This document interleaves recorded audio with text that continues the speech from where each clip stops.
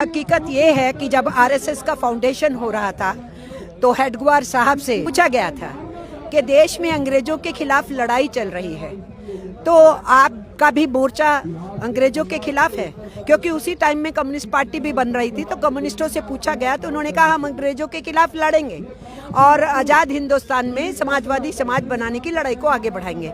उसी टाइम में इनका मोर्चा बन रहा था, तो इनसे भी पूछा गया कि आप अंग्रेजों के खिलाफ लड़ोगे? उन्होंने कहा हम नहीं लड़ेंगे। जब उनसे कहा गया कि खुदीराम बोस तो शहीद हो गया, करतार सिंह सराभा तो शहीद हो गया, इन्होंने फांसी पे लटका दिया, वो यंग बच्चे जो हैं मैदान में उतरे हुए हैं, भगत सिंह और उनकी पूरी टीम जो है वो अंडरग्राउंड लगी हुई है अंग्रेजों के खिलाफ, तो ये सब नौजवान तो मैदान में हैं। तो उन्होंने कहा कि नौजवान भटके हुए हैं, इनको हम समझाएंगे।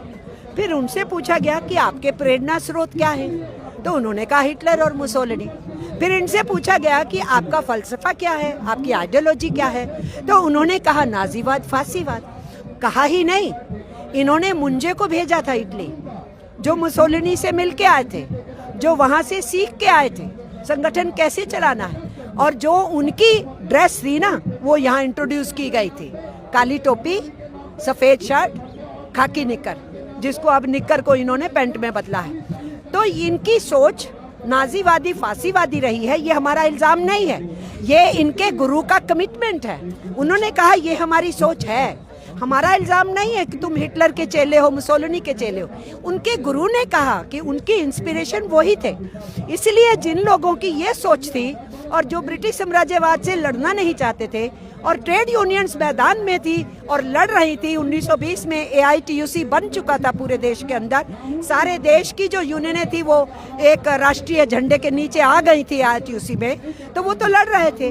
तो अंग्रेजों से लड़ के इस देश के मजदूरों ने ट्रेड यूनियन एक्ट लिया 1926 का।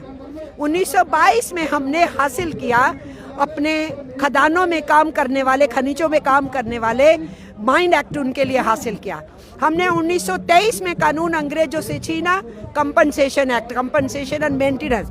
हमने 1935 में पेमेंट ऑफ वेजेस एक्ट हासिल किया और उसको लेकर के हम आगे बढ़े और काम के घंटे सुनिश्चित हो, सामाजिक सुरक्षा दी जाए, भविष्य की पेंशन दी जाए, ये सब चीज़ों के ऊपर लड़ाई चल रही थी।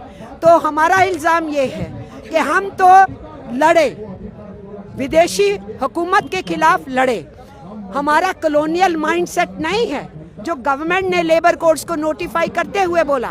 कॉलोनियल माइंडसेट इस गवर्नमेंट का है जो हमें ब्रिटिश राज के उस दौर में, भयानक दौर में फेंक रहे हैं जहां 16 घंटे, 17 घंटे, 18 घंटे मजदूर काम करता था।